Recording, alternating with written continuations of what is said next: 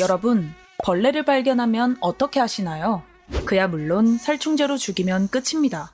다른 방법은 생각해본 적도 없죠. 가끔 이 살충제에 내성이 생긴 벌레들도 있지만 더 강력한 살충제가 있으니 상관없습니다. 살충제나 제초제 등 어떻게 보면 굉장히 고마운 존재라고 느낄 수 있는데 벌레만 죽이려다 사람까지 서서히 죽어나갔다는 사실 혹시 알고 계신가요? 화학약품 DDT의 이야기를 시작으로 오늘 영상의 주제, 침묵의 봄 시작하겠습니다. DDT라는 화학물질이 처음 합성된 건 1870년대.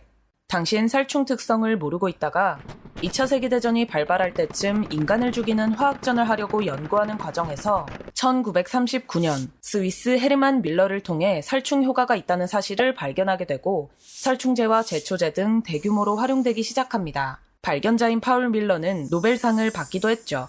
이렇게 어딜 가나 쓰였던 DDT는 농업에서 골칫거리였던 해충을 박멸했고 전쟁 중 많은 사람들을 괴롭히던 이나 모기가 옮기는 전염병들을 예방해주기도 했습니다. 사람에게 직접 뿌린다고 해도 즉각적인 나쁜 문제가 발생하지 않았기 때문에 DDT는 거의 만병통치약과 같았고 신의 선물 같은 존재였죠. 그 효과가 너무 좋다 보니 심각한 문제를 일으킬 것이라고는 아무도 예상하지 못했습니다. 인간의 무지로 인해 무분별하게 뿌린 화학물질은 자연 생태계 모든 곳으로 축적되어 갔고 해충들은 내성을 갖게 되면서 그 수가 더욱 많아지기만 했으며 인간의 목숨까지 위험하게 만들고 있었습니다. 특정 벌레만 죽일 줄 알고 살충제를 뿌렸지만 그 벌레를 먹은 새가 죽어나가고 또 죽어있는 새를 먹은 소의 몸에도 고스란히 농축되면서 그 소에서 짜낸 우유에서도 DDT가 검출됩니다. 심지어 살충제를 뿌리던 사람들마저 중독되면서 DDT를 대규모로 사용한 지 10여 년이 지나고부터는 목숨까지 잃기 시작했습니다. 매우 적은 양의 살충제라고 해도 먹이 사슬에 의해 그 수치가 몇백 배, 몇천 배로 뛰며 점차적으로 농축되고